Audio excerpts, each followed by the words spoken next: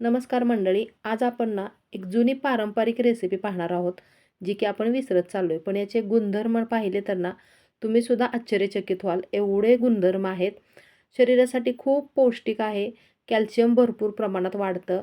कंबरदुखी, गुडघेदुखी किंवा आपणाला सांधेदुखी वगैरे असतील तर या भाजीमुळे बरेचसा त्रास आपला कमी होतो. तर ही बघा, ही आहेत कच्ची उंबराची फळं, म्हणजे याला उंबराच्या दोड्याची भाजीसुद्धा म्हटलं जातं. मला सारखी कमेंट पण येत होती की ताई उंबरांच्या दोड्याची भाजीची रेसिपी बनवून दाखवा.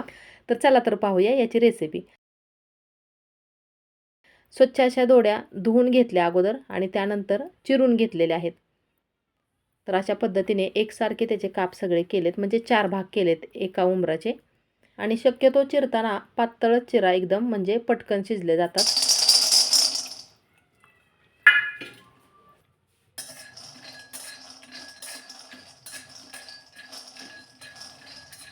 अगोदर शेंगदाणे भाजून घेतले आणि याच कढईमध्ये तेल घ्यायचे. आता भाजी तुम्हाला कमी जास्त किती बनवायची आहे त्यानुसार तेलाचं प्रमाण पण घ्या. तेल तापलं की मोहरी,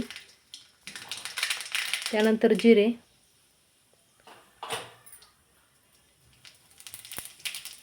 आणि ठेचलेला लसूण.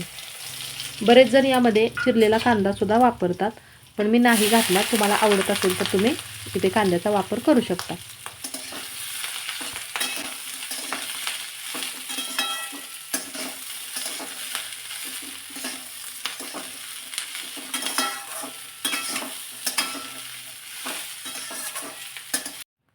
एखादा मिनिटभर चांगलं व्यवस्थित परतून घेतल्यानंतरच मग यामध्ये तिखट घालायचे. आपला घरगुती काळा मसाला जो असतो ना, तो अर्धा चमचा इथे वापरलाय मी.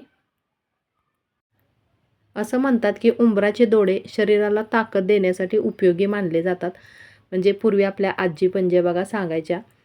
यामध्ये भरपूर प्रमाणात कॅल्शियम असल्यामुळे आहारामध्ये याचा समावेश पूर्वी लोक करायची. पण आता माहितीच नाही आहे भाजी कशी बनवायची किंवा याचीसुद्धा भाजी खाल्ली जाते म्हणून. तर आता चांगलं परतून घेतल्यानंतरच यामध्ये मी थोडंसं पाणी घातले. आणि बरेच जण काय करतात की अगोदर हे भाजी शिजवून घेतात. म्हणजे काय करतात, उंबरं चिरून झाली ना की ते एकदा उकळत्या पाण्यामध्ये टाकून शिजवून घेतात. त्यातलं पाणी फेकून देतात आणि नंतर भाजी करतात. पण तसं त्यातलं जीवनसत्व पण कमी होतं. त्यामुळे मी अशी परतून घेऊनच तुम्हाला आज भाजी दाखवली बनवून. या अगोदरसुद्धा याच्या बऱ्याचशा रेसिपी आपल्या चॅनलवरती मी अपलोड केलेल्या आहेत. पाहिल्या नसतील तर नक्की पहा. तर पाणी पण जास्त घालायचं नाही आहे. याला शिजण्यापुरतं जेवढं पाणी लागेल त्यानुसारच पाणी घालायचं आहे. चवीनुसार मीठ घातलं आणि गॅसची फ्लेम कमी ठेवूनच मंद आचेवरती हे शिजवून घ्यायचं आहे. पटकन शिजावं यासाठी यावरती झाकण ठेवले.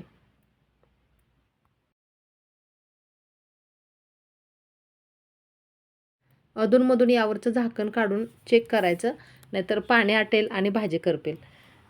तर अजून एकदा मी यावरती झाकण ठेवते.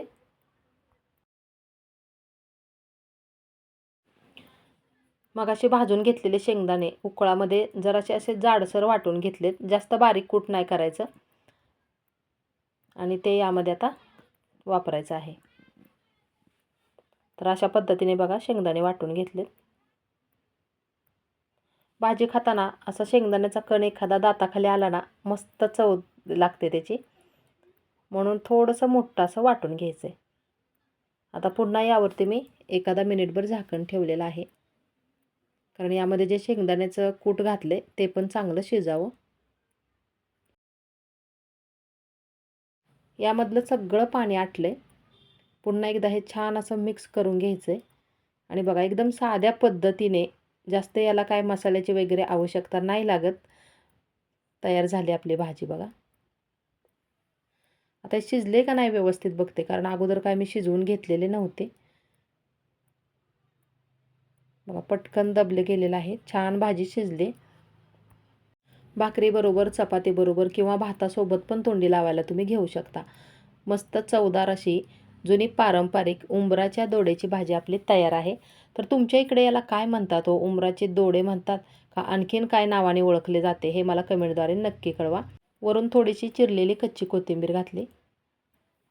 मैत्रिणींनो, रेसिपी कशी वाटली? थोडीशी जरी आवडली असेल तर प्लीज लाईक, शेअर आणि सबस्क्राईब करायला मात्र अजिबात विसरू नका. चला तर मग लवकरच भेटूया पुढच्या व्हिडिओमध्ये.